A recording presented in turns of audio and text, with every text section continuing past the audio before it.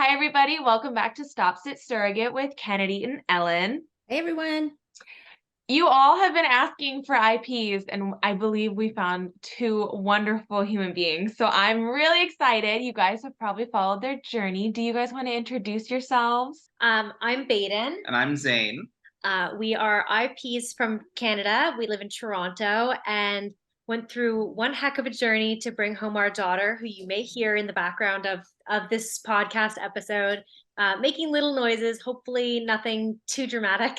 Okay. We've been blogging our whole journey on the account Not My Tummy and the blog Not My Tummy, just using it as a space to create a guide for intended parents who don't really know what to expect, who are maybe looking to find some camaraderie. And I run a support group that now is up to about 250 Canadian intended moms at varying stages of their journeys. Oh my gosh, I didn't know that. That's fantastic. So Do you do the support group weekly, monthly? So it's in the form of a Facebook group, but it's actually started to turn into a whole bunch of meetups. Most recently, we had a meetup in Toronto where we raised about $5,000 for a local, a national fertility charity. There's kind of satellite meetups across the country, which is really amazing and so wonderful to see. And it's just been an awesome journey. We just want to be a resource for other intended parents. You know, I'm sure we'll get into this more in the podcast, but there was so little information when we were first starting out our journey. And the Facebook groups were just lots of noise, and it's really hard to sift through that. Yep. And people telling you do this, never ever do that. And so we kind of just, if we're forging our own path, we want it to be transparent and just, as Baden said, create a guidebook for how we did things. And we came out on the other side with a beautiful baby girl. So we know a thing or two about the journey now and are happy to share our knowledge with others. oh my gosh. That's really cool of you guys. It's very difficult. Yeah. For surrogates and intended parents, but especially intended parents. Very, very difficult. And because you guys are in Canada, because we've talked to a couple Canadian surrogates, so I'm going to go out on a limb here and say that you guys did independent. Am I wrong? Sort of. So we started off on an agency journey. Our agency went belly up partway through our surrogacy journey. And so at around the 7 or 8 month mark into the pregnancy, we ended up independent. Oh, that said, we did find our surrogate independently. We just relied on our agency to help us out along the way with, some resources here and there and just a little bit of support. And so we've seen both sides of it. The bookkeeping was helpful as well with submitting our expenses for them to be able to prepare statements for us so that we can just sign them very easily. I'm sure if you've spoken to other surrogates from Canada, you know that surrogacy, commercial surrogacy is not legal and you can't be compensated for it. But we did reimburse our surrogate for all of her expenses, all of her mileage, all of her maternity clothing, and of course her net lost wages for taking time outside of work. So she was not short any dollars. And there's still a lot of receipts and paperwork to go into that. So that she submitted those to the agency. The agency prepared a little statement and invoice for us, and then we Venmo'd or e-transferred her the money directly. Okay. What, if you don't mind, what brought you guys to surrogacy? Is there a backstory on that? So I think we can rewind it about 17 years, something like that. You don't look that old, guys. I know you look like you're 20, so I'm like, what do you mean 17 years? Yeah, so it's a bit of an unusual story. I guess every journey is so different, but the first time I was ever told that I would probably never carry, I was 13 going on 14, so just shy of my 14th birthday. And I have epilepsy, and while some people with epilepsy can absolutely carry a healthy pregnancy and have no issues, my epilepsy could only be controlled by a drug that's considered a Class X drug. And what that means is it's not pregnancy safe for a baby, and it's definitely not pregnancy safe for me to come off of the medication, because my epilepsy, while totally controlled on medication, it coming off of it would be bad for both seizure activity, my ability to drive, my mental health. It's a really quite all encompassing. So that was 13, 14 when I was first told that surrogacy would likely be in my future, which is a lot because you don't even know, you know, do I want kids? Do I know what I want to do with my life? Any of that. But that was the first time I was faced with it. My husband and I met at, well, I was 18, he was 20, and surrogacy came up on our very first date. Oh, We were sitting in a Starbucks and I laid it all out. I feel no shame or no stigma around surrogacy, and I really never have. I know it's tough for a lot of people to kind of rationalize that, but the way I looked at it was, you know, if someone is worth being with, then, you know, is going to love me, then they're going to love all of me. And my ability to carry or not carry really shouldn't impact that. And Zane was on board from that first date. Yeah, for sure. Oh my God. Did that like take a pause for you, Zane? Were you like, wow, we're talking surrogacy and babies already, and this is a coffee date? Hold on. Like not too much. I had a philosophy on dating even in my early 20s and even in university or college, that I didn't want to date just to find like a date. I wanted to date to find a long-time partner. And I was very serious. We're both come from the mindset of like, why would you date someone that is a good boyfriend or girlfriend for right now, but you know is not going to be your future person?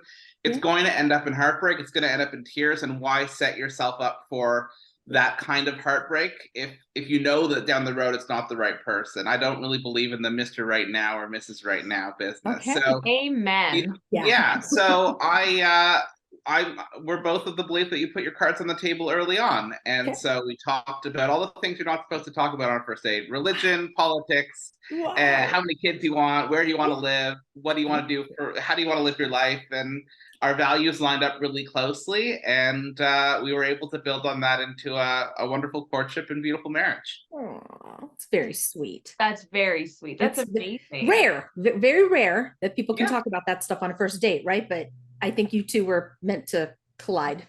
Meant to collide, and I don't know. It's always an open book with each other and with everyone. I think both of us have that perspective of whatever we're going through, there's got to be someone else who's also right in it with us. And that's really extended into the way that we've approached surrogacy in general. It takes a level of maturity to talk about such serious things in your late teens and 20s. And we were the right fit for each other. So that's, and I try to push that philosophy on dating too. All of my friends, some it hits a little bit later in life than others, but eventually people come around and realize they don't want to just date to find a girlfriend or a boyfriend. They want to date to find a partner. And that's when thinking about your more core values kind of clues in. Absolutely. I'm the same way. So I relate to that. But so so you were told when you were 13, that's how you found out about surrogacy. Somebody was like, hey, this will be your path. Avenue. Yeah. So my mom has always been a really big supporter of really like any kind of fertility journeys. She's had a lot of friends go through infertility. One who had her daughter via surrogacy a number of years ago, before it was a really common thing. And honestly, you know, she and I, you know, are always watched Friends growing up. And so she watched Phoebe be a surrogate for her brother and have was it the twins or triplets? Yeah. Triplets. So it was never a weird conversation to have in our household. And I got lucky. I have very supportive family, and then Zane's family as well. I know a lot of people feel quite uncomfortable bringing it up with their in-laws, right? That idea of, you know, a man bringing home a woman who can't deliver on those things that you know, we assume all women should be able to give birth, and that's not the case. But you know, Zane's family is not only supportive, they're extremely supportive. They helped us with our surrogacy search. They've been our champions. You know, our whole family have been our champions from the get-go. The different, I guess, for us, the different part was to be the youngest people at the clinic, essentially, like to be in our late 20s when you've got so many women in their late 30s who are going through similar treatment because they've been trying unsuccessfully for so many years. This is really the only way that we knew how. We kind of forget that there's another way to make a baby. This is kind of the only path that we know.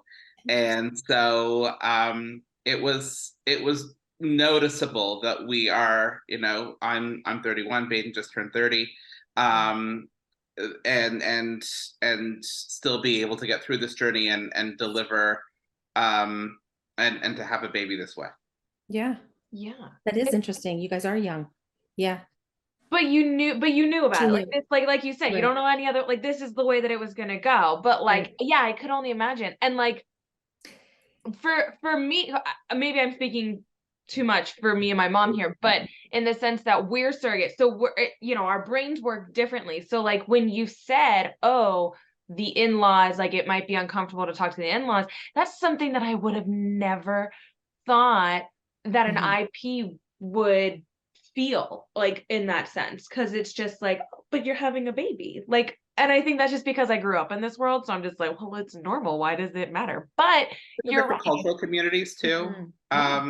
Different ethnic communities might be more keen on keeping things insular and expecting something of certain gender roles. You know, I have to say I've spoken to so many women across Canada and the US who confided in me, you know, I don't know how to bring this up to my husband's family. They're going to look at me like a failure. You know, my mother-in-law carried, you know, 4, 5, 6 babies, and she's going to look at me like I can't provide this for her son, and why wouldn't he go somewhere else? And it's definitely something that, whether it's something that is a valid concern because they really do have family that feel this way, or just a perception, because I do think a lot of women intrinsically link pregnancy with womanhood, right?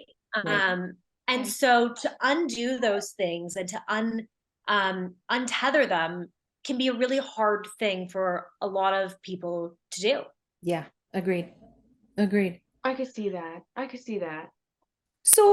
So you said you kind of found your surrogate independently and then you used the agency. So how did that look for you? Was that online? Did you know someone who knew someone, or how did that work? Well, we did start by just reaching out through our own personal networks. Okay. We reached out to friends who were a couple years ahead of us who had kids, and we said, you know, is there anyone in your like mommy yoga classes or, you know, your baby swim classes who, you know, they're done having their own babies, but maybe they're interested. Now, I know that does work out for some people. It was an unfruitful search for us. So that was when we turned to Instagram, and we had already started to blog our experience just for other intended parents. We never really opened up online with the intention to meet a surrogate that way. Okay. And then we just thought, you know, it couldn't hurt to come up with an Instagram reel. And we did. I filmed Zane and our dog and made a little catchy reel, and somehow you know, I still to this day can't explain why it reached about 700,000 people in the course of a weekend. Are you kidding? It was bananas. Bumpies. That's phenomenal. Yeah. It was the craziest thing that's ever happened. We had 30, 40 people reach out saying, I'm interested and talk to me about this and what's involved. Now, mind you, a lot of those people were not geographically in the right area for us, or they didn't hit the qualifications that our particular clinic has. And then once you dwindle down location, other criteria, and then just getting to know people, we did meet someone through that first video that we ended up matching with, but then down the line, her son got really sick before we could get to a transfer. So she had to back out, which was really hard, but also we understood completely. And, you know, obviously, as a surrogate, your family has to come first and your overall health has to come first. So we parted ways in terms of our journey, but she was still supportive of us and helped us share our message. We made a second video, which reached, I don't know, a little under 100,000 people. Still a lot. And that was when we met Ashley. She spotted our video within a day of us posting it. A local Toronto beauty blogger who had gone through infertility, saw our reel, shared it to her stories, and then Ashley was following one beauty influencer, and that was who it was. So she saw the story. She thought to herself, this is something that I would consider. She reached out to her husband and said, I think I want to carry a baby for these people. And he was like, yep, go ahead. And she said, well, no, we need to have a conversation about this because, I can't just say I'm interested and then, break their hearts by saying, never mind. So they had a conversation, and within 48 hours, we were kind of texting back and forth. We set up a Zoom call with her and her husband, and I've never clicked with another couple so quickly. It was unreal. We spoke for maybe 2 hours, and maybe 30 or 40 minutes was about surrogacy, but the rest was just connecting on, interests and cooking, like our recipes. Both Zane and Jeff, her husband, love to barbecue. We like to go camping. So it was just fun and easy and felt so natural. Ah, that's lovely. That's what you want. Like, Yeah. that's like the way that's they the all should dream. be. Yeah. Yeah, that's exactly what we tell so many other intended parents. Maybe some people might want to shift away from an agency and take the journey back into their own hands. And what we say to that is, you don't want an extra person in your bedroom. It's already too much going on. Try to find the common values that you have and look to your counterparts in your surrogate, because, maybe you won't be friends for life, but at least try the opportunity to have that, so that it doesn't feel so transactional and that it doesn't feel like a professional relationship, especially in Canada, where there isn't that financial incentive. It isn't transactional. It has to be altruistic. You really want to find someone who you could be genuinely friends with at the end of the day, and you're not just like, thank you for the baby and walking away, but you have that special relationship afterwards. And I will say, because I do think there are some intended parents and some surrogates who, for them, they just want the journey to be the journey, and that's it, and they're both okay with it. And that's great. I think if people are coming in and they know that that's what they want, that's a wonderful thing, and we don't want to discount those kinds of journeys. But we certainly knew going in that we were hoping for a lifelong friendship, and so far that's really what we've gotten. That's so wonderful. It's amazing. I have 1,000 questions. I'm trying to put them in order so that way it's not like we're jumping around. But okay, so I guess because in Canada you guys can't pick boy and girl, right? So it's not like you knew which is wild to me, but like because you can do that in the US. But so in Canada, are you guys allowed to do a 2 embryo transfer, or like are you guys advised against it? Like how does transfer go for you guys? Yeah, they advise against it. So because our healthcare system is publicly funded,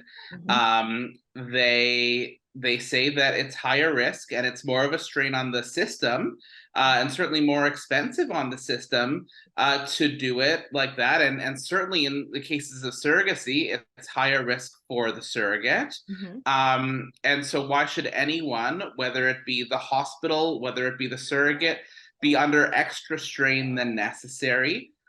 Listen, if they were untested embryos and you're in your early 40s and you're doing it on yourself and this is your last hope, they might put in 2.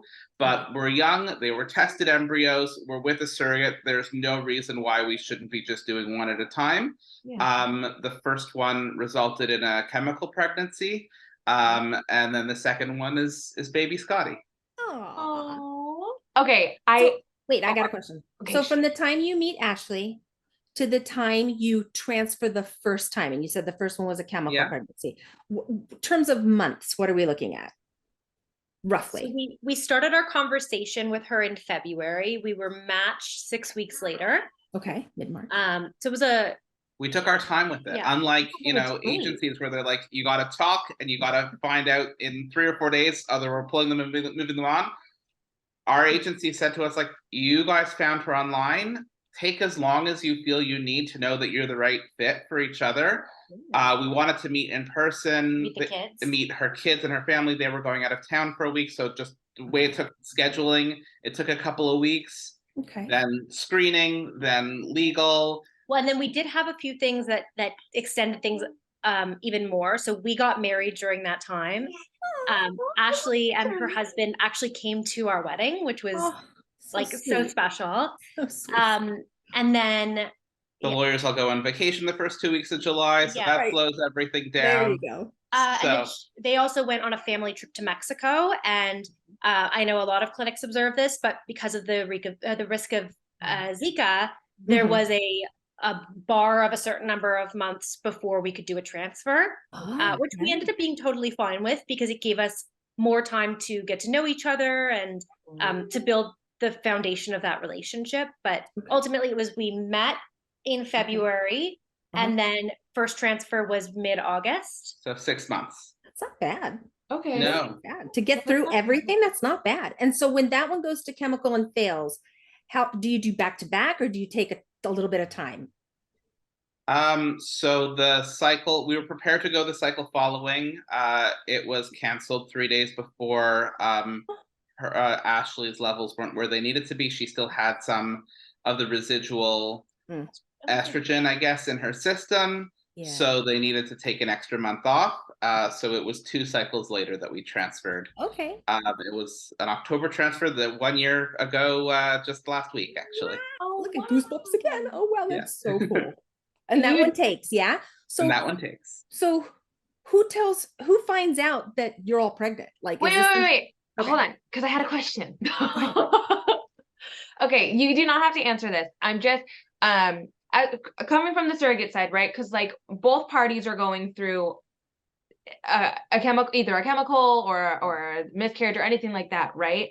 So from the IP's point of view, from your point of view, and going through a chemical pregnancy, was there, I don't really know, like how do you explain that to like other IPs of like, oh hey, like these are possible emotions and it's okay to take a step back, or it's okay to push forward, like, because coming from a surrogate we can speak on that. Coming from an IP, Yeah, we're not really sure, do we bombard you and be like, we love you, like let's hurry up and go, or do we give you time? You know what I mean?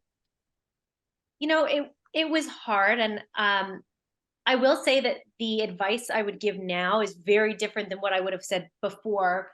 I think we were caught off guard because I knew that I couldn't carry, but we didn't know that I guess we were naive to the fact that we could even experience a loss. It just felt so out of the realm of something that could happen to us. We were young. Yeah. You know, this was our first Embryos. tested embryo, wonderful grading, no known fertility issue, right? It was just an issue of carrying. And our surrogate had never kind of experienced anything fertility wise. So, you know, we got a little cocky. We thought for sure this is going to be our baby. We're bringing home this baby in 9 months. And that was hard. We also didn't tell anyone we were transferring. Okay. So we thought, and again, this speaks to how naive to the process I was. We thought that we would keep it under wraps and then we would announce the pregnancy and we would be so excited. And it really shocked me when things didn't work out. Yeah. But we did rely on each other. And I think we were really open with each other about processing the emotions, and neither she nor I pushed the other to say like, let's definitely jump into the next cycle or whatever. It was very much, how are you feeling? Is this the right timeline for you? Do you need a little bit of time off? And that was really the saving grace, that we were really open in our communication. But yeah, I think we were all unprepared for the fact that there could be a loss. And we had found out that she was pregnant and had planned on telling family 2 weeks later. And, you know, things turned quickly and it was tough for all of us. So, but I think the communication to be open and to just say like, this is how I'm feeling. How are you feeling? And to not have that pressure of, you know, I don't need you to text me back in 5 minutes. Just when you're feeling good, you know, you let me know. Yeah. We were very that's concerned about her physical health, and Oh. she was very concerned about our mental and emotional health. You know, for us, it was a loss, and for her, you know, her body was going through serious changes very quickly too. So we were concerned for her, and it was just very good for us to both look out for each other. We did a pee on the stick for that first transfer, and so we kind of had a little bit of a false hope because we saw that line and we were feeling pretty good, and then we got the betas and they were going downhill, not going up. Yeah. So for the second one, we said no sticks. We're waiting for blood work. Oh, And we're holding our breath until second, third, and fourth betas because we just don't want to okay. tell anyone anything. Well, Ooh. not tell anyone anything that there's pregnancy, but for the second time around, we did say that we had transferred because Okay. we felt we didn't want to suffer in silence anymore. And like, Yeah. it's hard for us to go out and be social, or people say, how's your surrogacy journey going? We haven't heard from you guys in a couple of weeks. And that's to say, well, actually, we're experiencing a loss right now. And so we just leaned into this whole, we're being open anyways. Let's be open about this too. And let's be open about the good and the bad. Yeah. And so she went on FaceTime for us to log in and see her blood work for the second one. Yay. And then that's what did it. That's how we all found out together online. Oh, I love that. And we told family, and then we waited, and I think a few more days before we told the Instagram world. Okay. Oh, wow. That's cool. Well, That's very thank cool. you for sharing that. I know it can be Yeah. intimate, so it's very Yeah. appreciated. That's going to help like a lot of other, it really is. It's going to, because Well, I will say, you know, if you're looking to give advice to IPs, I think there's a real power to any intended parent leaning into the community of other intended parents, because we all are, you know, there is that community online. Mhm. And sometimes it's nice to be able to talk to someone who gets it. They've either been in that same position, or, you know, are going through it or about to go through it. And sometimes it's nice when it's not people you know, like in real life, Yeah. because you can kind of separate that I'm going to talk about this fertility stuff and I'm going to really lay it out there, but I'm not feeling the pressure that this is my colleague or this is my friend from high school or my family who are invested in a different way, right? exactly. So I think having, and then a lot of intended parents feel isolated and don't want to make friends with other intended parents because it's awkward or whatever. But I would say, like, you know, that's been the greatest gift is knowing that we can lean into to other people in this community and rely on them. You know, when we experienced that first loss, when we got the final call from the clinic that the blood work was not good and that it was in fact going to be a loss, Zane was in a work meeting and you texted a friend of ours who lives pretty close by, who's also an intended parent, and said, you know, I'm stuck in a meeting for the next hour. I can't get out of it. Baden's having a hard time. And within 45 minutes, she was at my front door with freshly baked muffins. So very sweet. Yeah, it's miscarriages are hard, but chemical pregnancies are particularly peculiar because in so many cases, anyone who's conceiving naturally wouldn't know that they had had one in the first place, right? Right. So it's hard to find your community specifically of chemical pregnancy, either other IPs who, you know, would have seen that blood work and know. And then we have another friend of ours who started peeing on a stick like the morning after she had sex and like tried to conceive naturally. Oh my And God. so she's like, I see the positive, but then I also got my period 2 days later. So what could that mean? So it really, it's a special breed of people who understand what an early loss feels like. Right. And you kind of have to find your friends and your camaraderie around those people that understand it, so that you can relate and develop your support system that way. It's great advice. It's great advice. It It is. really is. Yeah. Oh my gosh. Because each one of you is going through your own loss at that time. It's the surrogate who's dealing with different emotions. It's you guys as the intended parents dealing with different emotions. And sometimes those two parties can't discuss it. They can't. We've talked to a lot of people like, and they just don't get any support from the IP, or vice versa. It's not just the IP, it's like surrogates. And so for you guys to come on and be vulnerable like that and say, like, find your people, find them, get support. Other people are going through this. It can only be a help, not a hindrance, you know? And always go back and check in on your surrogate. Like, Yeah, she's of course. going through Of something, you know, course. it's not you're seeing the lab work and the chart online, but there's a human behind that and a human who you Yeah. care very deeply about, and go back and say, you know, can we provide anything for you? Is there anything that you need? She was flipping it back to us, be like, I'm Yeah. fine. I have a pad, but like, what do you want to take a couple months off? Do you want to go again? Like, I'm ready to go. How can we support you guys? And so it took some time to flesh that out and have those conversations to say that, no, we're both, this is hard, but it'll take a couple of days and we're ready to go again when you are, as long as the doctor says so. And we were ready to move forward quickly after that. That's great. Okay, so we know how you found out about your baby girl. So, because y'all looked online, but then how did you find out she was a girl, and how did your journey go? So we didn't find out till she was born. Oh, you're one of those people? That's so fun. So we decided that we wanted to keep it a surprise for a few different reasons. I think between me and my mom and my mother-in-law and my sister, we have only sisters. And I think had we known it was a girl, my house would have vomited pink everywhere. I would have had everything pink, everything tutu.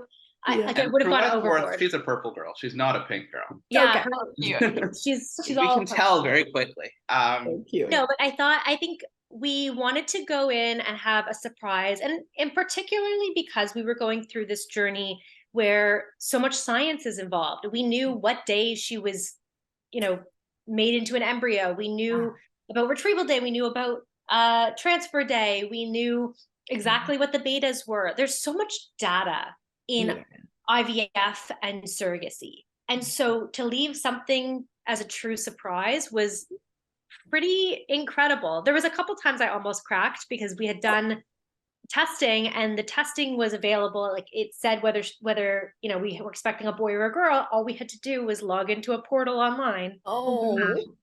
But we didn't. Okay. And that's strength. Yeah. That's strength. Oh yeah. But not only did we wait till she was born, they said she was a girl. And I don't even think I heard them. I think I had to ask during Skin to Skin because it hadn't really clicked.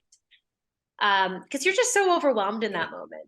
And I know you'll want to get more into the actual birth, so I'll let you ask whatever questions you want on that. So I'm not going to jump ahead, but we kept it a surprise. That's so fun. That's really fun. So Ashley and her family live about 2 hours down the highway from us. Our clinic was here in Toronto. So for the first trimester, she was coming in every couple of weeks or so, or every other week or so for early scans. And then once we got discharged from the clinic, the hospital that she was delivering at is about 45 minutes west of her, so about 3 hours down the highway for us. So we were coming out to her for the remaining appointments. And in Ontario, maternal care, it starts every 4 weeks, then every 3 weeks, and every 2 weeks. And at the very end, it's every week for OB appointments. Wow. We didn't miss any. We wanted to be there for everything. Both of us. I think I only missed when I had a conflict, but impressive. Cool. We wanted to support her, and even if the appointment was 10 minutes long and just a quick feel around and measurements, she's going to it, so there's no reason why we shouldn't get that information as well. We didn't want her to feel like she was just doing this for us and had to report back to us. And then it was an opportunity to go for lunch afterwards and get to know her family better and have this wonderful relationship. Well, and her husband actually came to probably 2/3 of the appointments as well. Yeah. He was on Team Baby all the way through, and sometimes looked as excited, if not more excited, than all the rest of us. We look at this journey now, and our families not only are obviously intertwined for life, but we were from the moment we made that commitment. And as far as partners go for surrogates, he was all in. He's an incredible husband to her, and in general, but he really felt that if she was taking on an adventure, so was he. Love that. That's so sweet. And I really do think that because you guys got to have so much bonding beforehand, it just it clearly shows in your journey that you know, you guys, all the bonding that you did before transfer, it helped the journey and everything and your relationship now. Like, I think that that's so, because you're right, with agencies, it's just like, here's a person, go have fun. Like, do whatever the cards are, that's what they are. But I love that for you guys. That's awesome. And this that is, everybody was yeah, there. it's your most valuable, because it costs a lot, like valuable in terms of monetary assets and valuable in terms of prized possessions. Yes. Your embryos are so special to you, and you Yeah. need to have that level of trust the way you do with a spouse or a sibling to Yes. be able to put them in someone for safekeeping for 9 months. Oh, I And love how you I just think said that. just the agencies right now are turning people through, and either surrogates are maybe not getting vetted to the fullest potential, and there's red flags that come up down the road. Or IPs. Or There's some- IPs don't understand what they're signing up for. Right. And then there's just these bad matches that end up really just turning out really, really poorly. And so, yeah, we advise take your time. And if it's not the right person or it takes you too long, that's a sign. Like that's Right. okay. You Agreed. will know when it's the right person. You will. Both Mhm. sides will know. Yes, you will. I've likened the relationship that we have with Ashley to doing to doing a trust fall. If you can remember, you know, as a kid on the playground playing trust fall with your friends, and you know, you meet someone and you know, you might know generally what their intentions are if you're approaching it for the purpose of surrogacy, but you know, okay, the goal is we're going to make a baby together. This is team baby. But could you trust them with anything in your life, right? And that's, I mean, in my view anyways, that's what I wanted and what we got. You know, Yep. I feel like we could have asked of her and her husband anything, and I hope they feel the same way about us, that we still get together regularly now that Scotty's born, because why wouldn't we, right? Yeah. We're very close friends, so Yes. the relationship, even though it's shifted from being on an active journey to being, you know, just friends with kids. Yeah. But we have so much fun. We had a lovely weekend we got together with them this past weekend and just spent the day together, and we met some of her extended family, and you know, that's just the nature of it. You should be able to trust someone completely, and you should also offer, as an intended parent, that safe haven, that if your surrogate or anyone in their family needs you, that you are just as steadfast and dependable and reliable for them.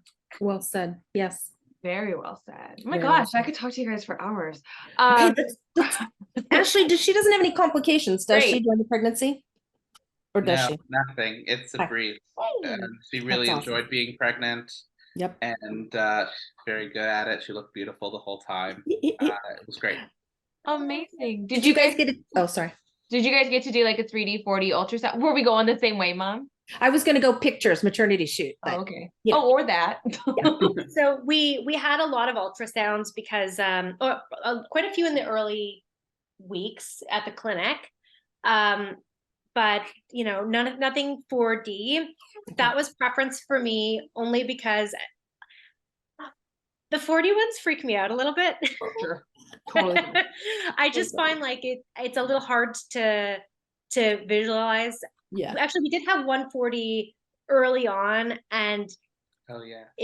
it's the weirdest ultrasound photos. Yeah. It was too early. I think once you get Okay. into the later stage, it looks like a baby, but we had the 4D at like, what was it, 14 weeks? Yeah. Oh, wow. They all That look was like early. weird aliens at that point. Yeah, It's weird all, little aliens. no. Yeah. Yeah. Yeah. It's not a picture that we would want to cherish. Aw. And we didn't do a maternity shoot either. Okay. I don't know. We did take pictures every time we got together, which was obviously super frequently. Yeah. So we would take, I would take a photo with her as the bump was progressing. Okay. And then every time it was our whole families together, we would take our family photos. And now they include Scotty, which is incredible. So cool. But it's nice. I'm going to be able to put this book together of all of these photos over the, you know, over the years that come, right? So there wasn't really a need to do a specific maternity shoot. Yeah, we were our own photographers, or I made Zane be the photographer. Fair enough.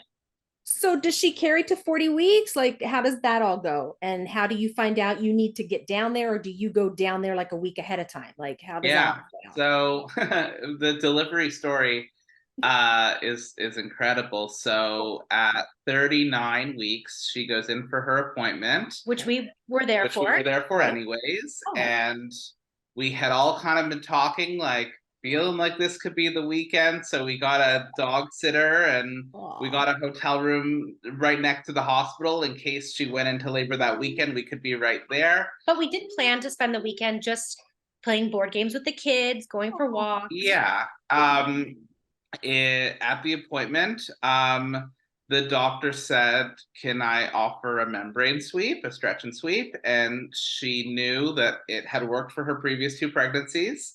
Okay. And so she said yes. And so the doctor did it. And we said, "Well, are you the one that delivers the baby?" And she said, "No, I'm not on call this weekend. I'm not going to be on call until next week, but you'll have one of my colleagues." I said, "Well, I don't know. Maybe we should wait till next week." She's like, "You're not going to be waiting until next week. Congratulations in advance. Have a nice life.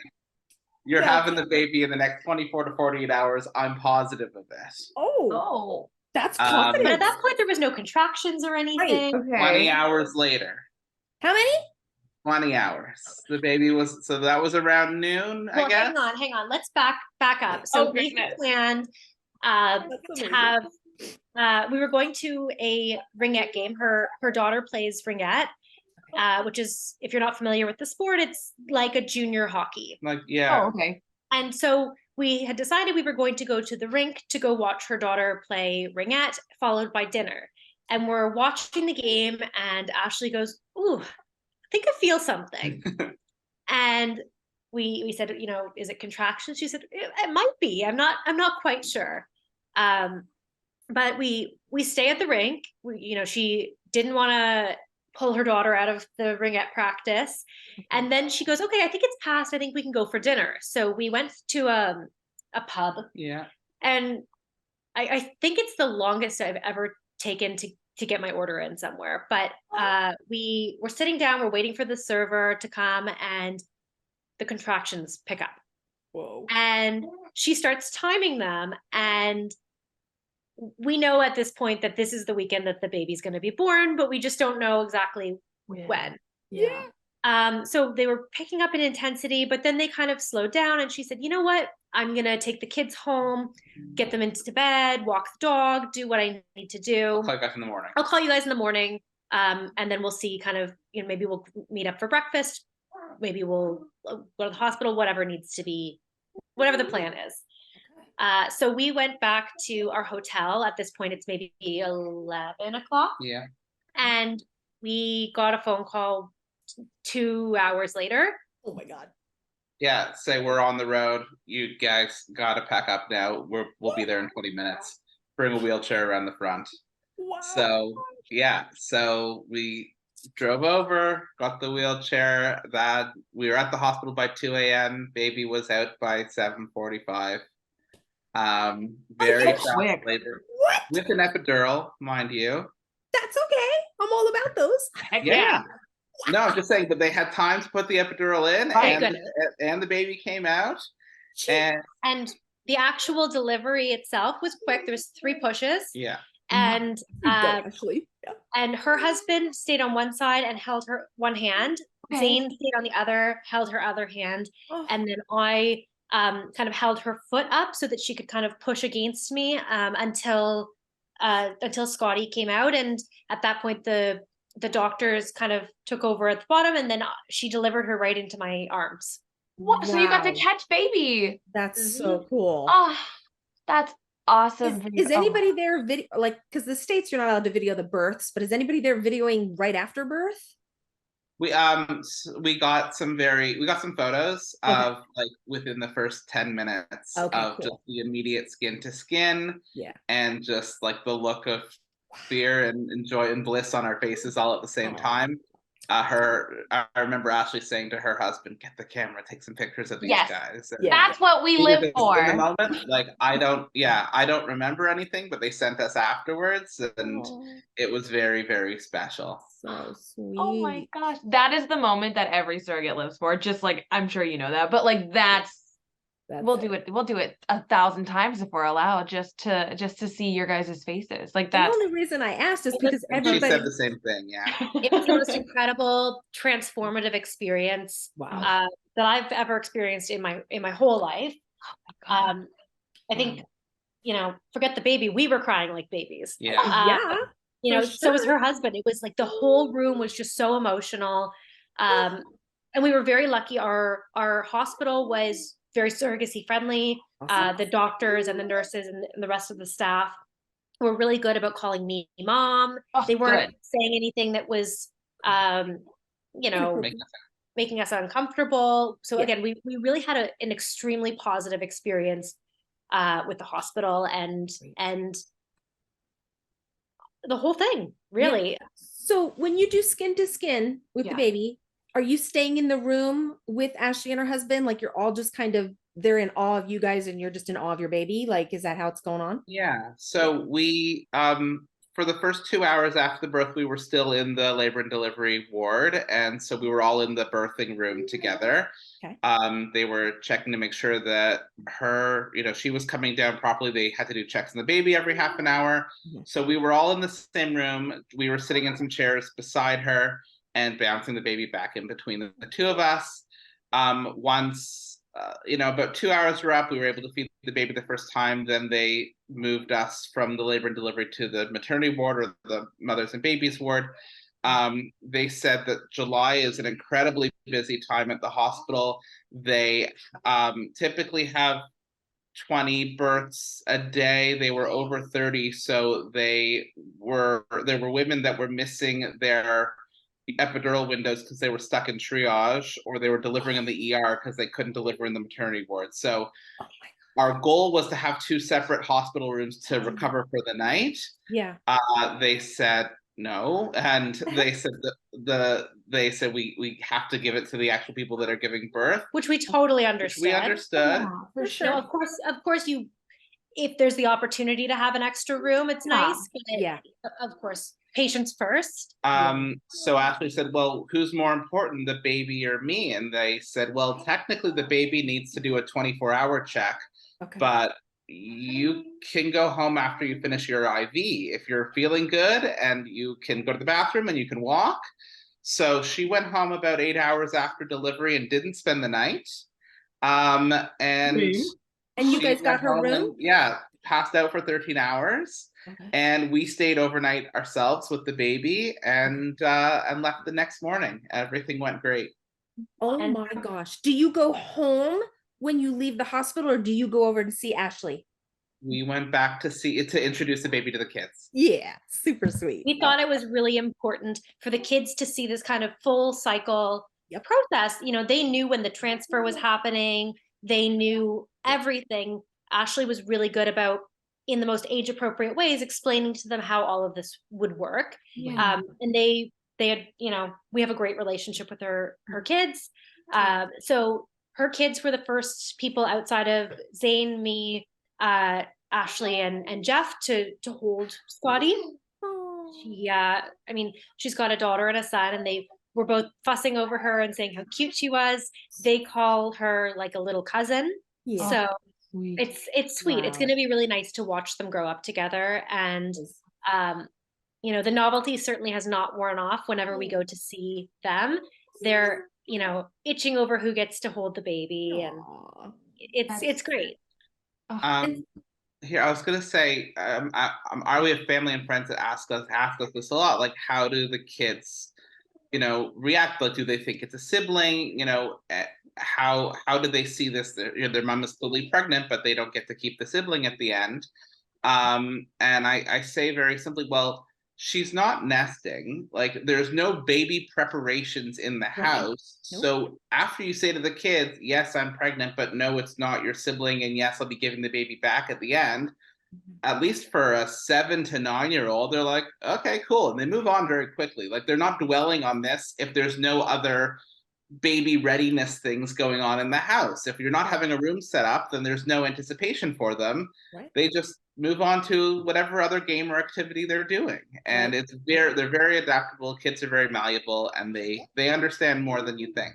Yes, they do. People don't give enough credit to kids that are involved with surrogacy. Like even a child born from surrogacy, like they're not like here's a great one. Let's that I've seen, because I would have never thought this, that children born from surrogacy are traumatized by being ripped away from the surrogate person, right? From that person. False.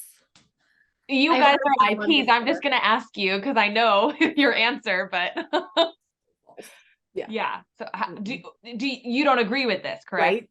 Not at all. You Right. know, I think I've heard this a million times, and it's always from like the weird parts of the internet where people don't even know their username is like anonymous325. Right. You know, no one actually wants to stand behind it because there's no validity to it. Scotty is very attached to us. Yes. I mean, she is still at that point where she'll let anyone hold her. But she definitely knows who mom and dad are, and she's the happiest baby you've ever met. She is a good sleeper, good eater. She sleeps 12 hours a night. All she does is giggle. She's truly is the perfect child. And maybe I'm biased because I'm a new mom, and of course new moms say my child's perfect, but no, she really is. I'm gonna give you kudos, Baden, because we've been on here for almost an hour, and I don't think I've heard a peep from her. Like giggling in the background. I see Zane looking over, but I don't. She's like happy. Yeah. Yeah, you put her on the floor, give her a black and white book, and she's very content. We don't really, we're very minimalist in our house. We don't have a lot of those games or activities or stimulating things for the baby. We just don't want extra noise and extra lights and crap in the house. So really relying on a lot of Montessori philosophies, relying on the floor. Just they're very content in their own environment, and it's been great. And we try to not recommend a lot of stimulants for our friends who are having kids too. But yeah, this is a very, very loved baby by everyone who comes into contact with her. The idea that she would grow up and suddenly be like, oh, I'm traumatized because, you know, I wasn't loved or something. You know, that's such BS. I think if anything, she's going to feel smothered by how many people are obsessed with her. Yeah. So you caught her. You didn't rip anything from anyone. We were both there. We went to every appointment. We have been invested in this child's life from the moment that she was conceived. I hit the cup. Yeah. Yeah. Oh my God, I love that. But no, it's true. You're awesome. It's true. And she's heard your guys' voice. She knows who you are. That's the thing. Honestly, I don't even remember my own birth. And so it's always such a, I never heard that until The Biggest Ask put it, like somebody had said that to them. And I was like, what? This is the weirdest accusation ever. But with that, it's a good segue. Are there any stigmas that you guys want to address about surrogacy or being IPs or anything of that sort? The list could go for days. I'm sure. I think some of the most common ones that I hear are that intended moms are vain and are doing this to preserve our, rockin' bods or something. I don't know. Which is craziness. As if anyone would put themselves through IVF, the trying to match with a surrogate, the financial side of it, all of these different emotions. That's just craziness. I guess another thing that I've heard is that all intended parents must be rich. I would love to be rich. That would be fabulous. So maybe I didn't get the memo because that's certainly not the case. I think, of course, surrogacy takes a certain amount of means and there's no covering that up, but it's not something that's just for millionaires and, CEOs and celebrities. There are normal people who are finding ways to make it work, whether that is getting home equity lines of credit, maxing out their credit cards, because at the end of the day, the desire to have a child is so strong, and it's stronger than the desire not to be in debt. Right. So Yeah. honestly, most of the intended parents that I've spoken to have struggled financially in Yeah. some respect to make their dreams of parenthood or their pursuit of parenthood a reality. Which is sad. It's It very really is. We sad. talk about that a lot, Kennedy and I. It's sad. It does. I know there's like Men Having Babies sometimes gives out like grants or some types of additional, if you meet some criteria, they give you a grant. Or it'd be nice if more of that was happening, like possibly from the infertility clinics. I know they need to make their income. I get that, but it can price people out, and we all know it. On that note, you know, there's a lot that happens kind of grassroots organizing, charities that come together to make fertility more accessible. And I'm not just talking about surrogacy, but, you know, grants for IVF, IUIs, Right. surrogacy, and other roadblocks that people have, which is wonderful. Yeah. There's also things that we've been working on locally.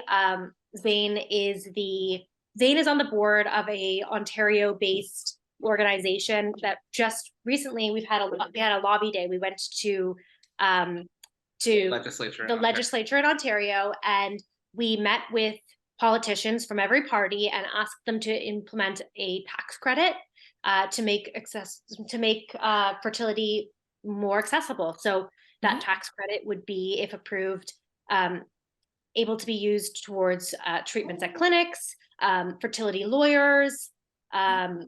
What else? Mileage if you're traveling from out of town, like Ontario obviously is you know, double the size of Texas, if not more. Sometimes it's quite a long drive, and all the clinics are located, you know, near the south. And in Canada, you know, healthcare is free, or healthcare is publicly accessible. But fertility care isn't typically included in that. And so this is a way for us to include some element of fertility related expenses within our public system. How was that received by the legislature? Yeah, very well. Very, very well. I think that, you know, framing it as not a healthcare issue, but an economic one, and talking about it's an made in Ontario solution for population issues, and building more, you know, as opposed to immigration, you're just making more people locally. And it's a lot cheaper to help people make new Canadians and new Ontarians through fertility clinics, and try to, you know, bring in immigrants and do immigration policies. And then this is similar to what's going on in a lot of other provinces in Canada. So in Nova Scotia, there's a fertility tax credit. In Manitoba, there's one, and they're talking about doing ones out west as well. So this would complement that sort of work too. That's great. Gosh, that's amazing. I saw your little story and how you were speaking, and I was like, I wonder what this is all about.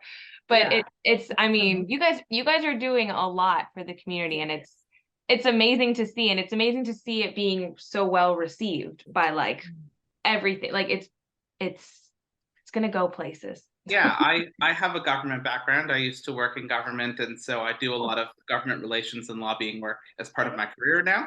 So I have a lot of those relationships that I can then leverage for things that I'm passionate about, and we're passionate about. We're also doing some work, if I can do a shameless plug, with the federal government in Canada.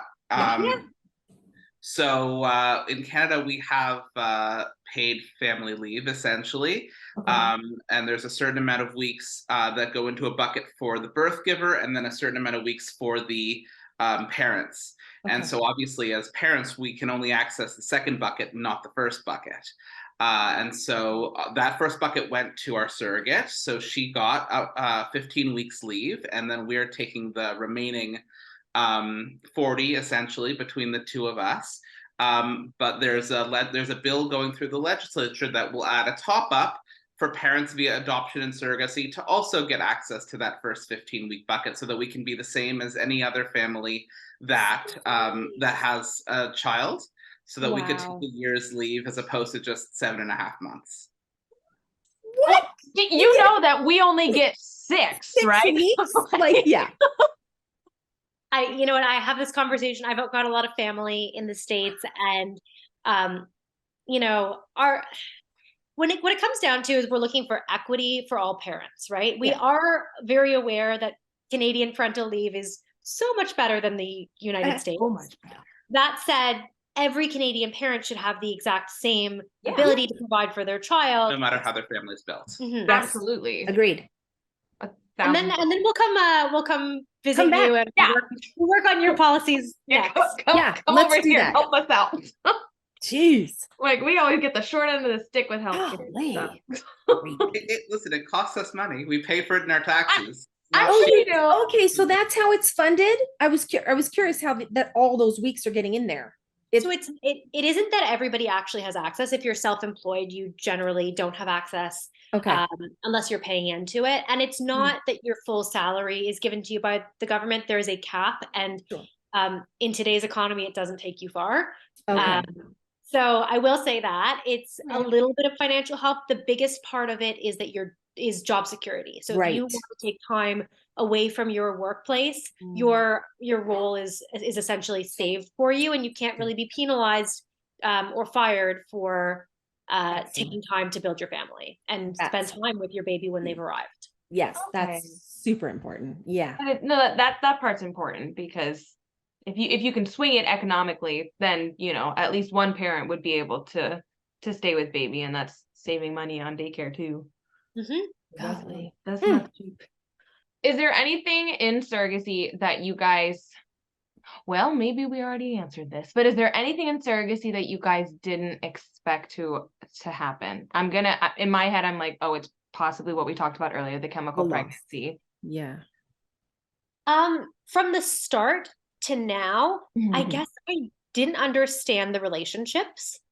And now I think the pendulum has very much swung that I'm all for the relationships that you have with, with the family that helps you bring your baby into existence, and that this is a community. But when we started looking at surrogacy as an option, all we knew about it was, what we'd seen in People magazine, or some really yucky medical dramas that make it look like it's a really scary transactional thing.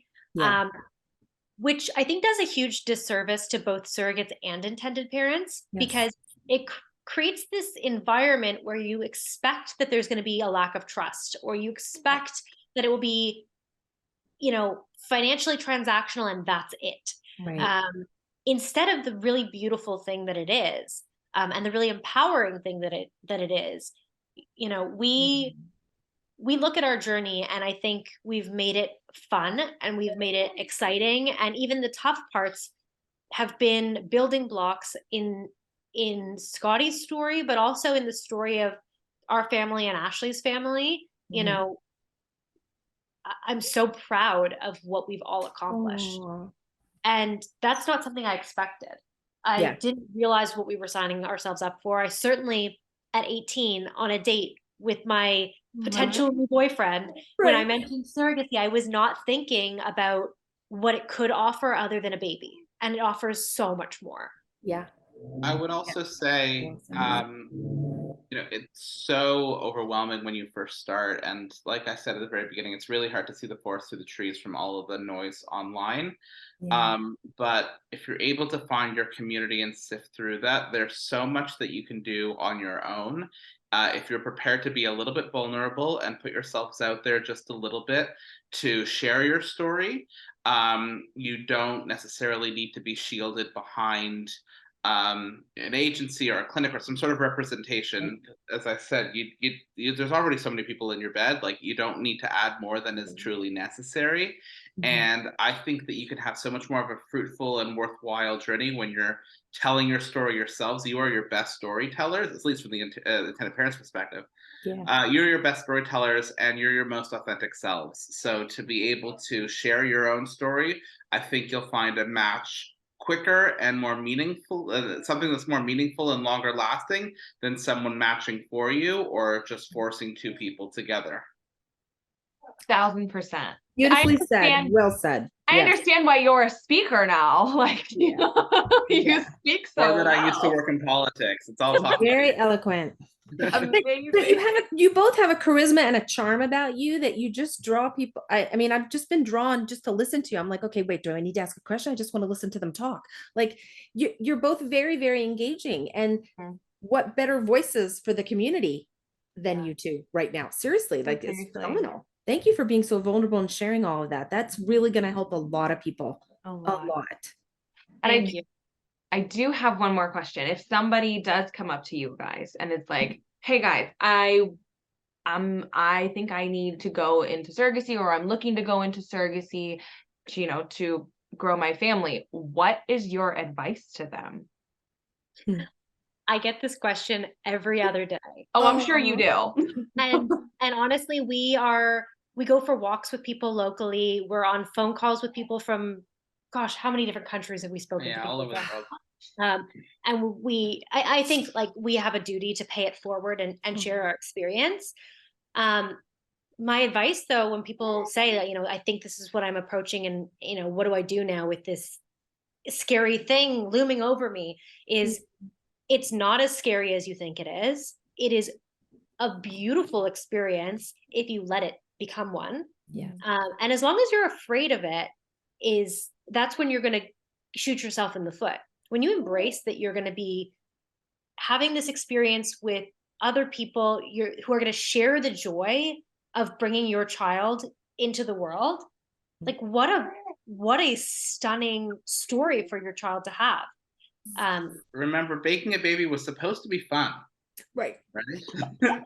This is true. That's right. Go back to the basics on that one Yeah. and try to have fun with it and keep a positive attitude. The people who lead with their losses, I find are so much more negative about the experience, and rightfully so. Like, I certainly understand where they're coming from, but it puts a lot on the surrogate, I imagine, to say, I'm their last hope, and if I screw this up, then I'm stopping them from having the family they want, as opposed to saying, yes, we've had losses, we've had a hard time trying to build our family, but we're turning a new page, we're opening up a new chapter, and this is our story now, and we're so much looking forward to building this process with another person, or another couple or whatever. And I think that's just so much more beautiful. Yeah. The community that is available for free online to support you is phenomenal. And it's not just intended parents looking and finding other intended parents. One of the things that I love is we've become friendly with so many surrogates who were not our surrogate. Particularly at the beginning, before we met Ashley, we reached out to people who were surrogates on journeys with other people or retired surrogates. And we said, hey, I'm not at all trying to say, will you match with me? But just, could you give us some feedback? Are we leading with the right story? Are we compelling enough? Or is there stuff that you would want to know if you were considering us that we should be putting out there? Because if you ask people, hey, can you help me? 99% of the time, the answer is yes. Yeah, it is. Yeah. This community is by far like the nicest community I've ever come in contact with online. Like, and that's rare. It's very rare, but you're absolutely right. They don't ask for anything in return, either side. Like, people are just willing to help and willing to share and willing to see journeys progress positively. And I think that's just what everybody wants in this. There's those few bad eggs, we got that, but the majority want to see positivity. Absolutely. I mean, what could be more magic than people coming together and making babies happen? Right? So fun. Nothing is more amazing than that. I'd still be doing it if I could. I aged out a while ago. I'd still be doing it. Sorry, Mom. Okay. Oh my gosh. Well, I don't know. Is there anything else that you guys wanted to touch on that we didn't go over or that you want to add? I guess just that on that theme of people being willing to help and to support each other, not for intended parents to not be afraid to reach out to building that community, or to others who have kind of gone through the process and are there to lend a helping hand. I'm actually very close to launching a business in this space, which will happen in the new year, but essentially to work with intended parents to tell their story, because I really believe that intended parents can tell their own story better than anyone else. Yes. Absolutely. Agreed. And again, not as an agency, I don't want to get my hands into that, but Right. I just think guiding people through and helping them kind of to unweave what the best things about them are to share. I'm always happy to talk to people and to provide that guidance, because it was provided to me and I owe everything to it. And that's what I want to spend the rest of my life doing. Yeah, and for what it's worth, Baden's a natural born storyteller. She's got a background in journalism and health communication. So this is a great segue into helping others be able to tell their stories and be their most authentic selves. So that's a project that we're looking forward to launching next year, and we hope to be back on to talk about that when the time is right. Heck yeah. I was just going to say, get on here. Plug You that. are welcome. You guys are welcome anytime. I honestly, this was it's just phenomenal. Like, people keep asking, why don't you guys have IPs on? I'm like, because nobody's reached out. Like, because we're mainly my IPs on based. Yeah. Well, but that's but fine. that wasn't impartiality. That was, Yeah, but I always feel weird reaching out to intended parents, because I'm not trying to like get in on their lives, like if they don't want to share about it. But Rachel was like, talk to Baden, and I'm like, okay, I'll reach out. I'm just so nervous to I don't want to feel like intended parents, like I'm prying on, like, I'm getting into their business, but I'm like, people want to hear your guys' stories. I get that. I think a lot of people do feel that sense of wanting privacy, or wanting, maybe it's just been a traumatic experience and they don't quite feel like they want to talk about it. And that's totally normal. But there are a lot of people who are willing to share their stories and to put their voice to this community. Certainly fewer intended parents than surrogates. I get that. But it does take surrogates and intended parents coming together to talk about these experiences, to really demystify it for everyone. And if you think about the stigma that does exist about surrogacy, it's not going to break down until we all collectively say, there's nothing wrong with this. And this is a beautiful journey, and let's talk about it. And let's answer those questions. Even if they're tough or awkward, let's put it all out there, because when people know the reality, that's when people say, okay, this is just another valid way to build a family. Exactly, because it's so normal for those who are in the community. It's so normal that we're like, what do you mean it's not? How do you think that way? So you've said it beautifully. You guys are like a power couple. You just speak wonderfully. I love it. We're getting there. Community, it's starting to go that way a little bit. That's good. Sure. It is. Oh my God. Thank you guys so very much. I mean, with your baby sitting there and you just like, I know. Oh my God, your baby's amazing. I can hear her. She's like cooing and talking. Discovered her own feet recently, and she's very excited to just look at her toes. And that's awesome. Wait, she was born July, right? Yeah. August, September, October. No. So is she almost 4 months? Yeah. 4 months this week. God, that's crazy. I don't believe it. It goes by so fast, right? The journey getting there takes so long. And then first 4, 5, 6 months, their first year is ridiculous. It's like, it's done. Gosh. Oh my gosh. Well, if people want to follow you or get more information, where do they go? So we're on both TikTok and Instagram, at Not My Tummy. And then I have a blog, which I have neglected to update lately. So I've got to get on there. I don't think the blog readers know the baby was born yet. No. I haven't had time to sit down and write, but it's all good. The blog is www.notmytummy.ca, CA for Canada. But the blog was originally called Not My Tummy, But I'm Still Mummy, which is where it all came from. I like that. That's cute.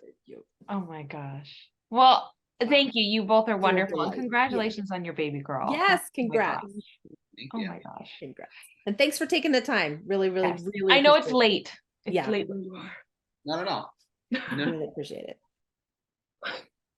That was cool. That was so fun. It was really fun. Yeah. They're just such wonderful, like how wonderful.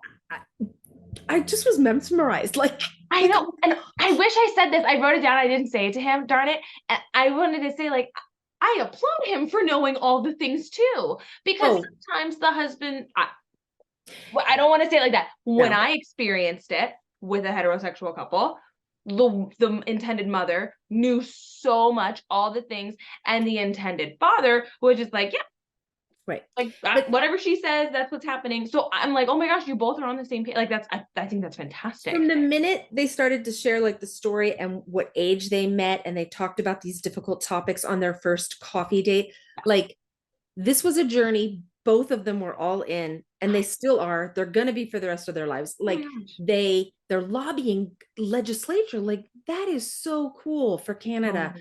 I'm not saying that they have to be compensated more like surrogates, but bring them up to par a little bit more, bring them up even, just a little bit more. And like they're talking about the buckets of the time that they can take off. Let intended parents be equated.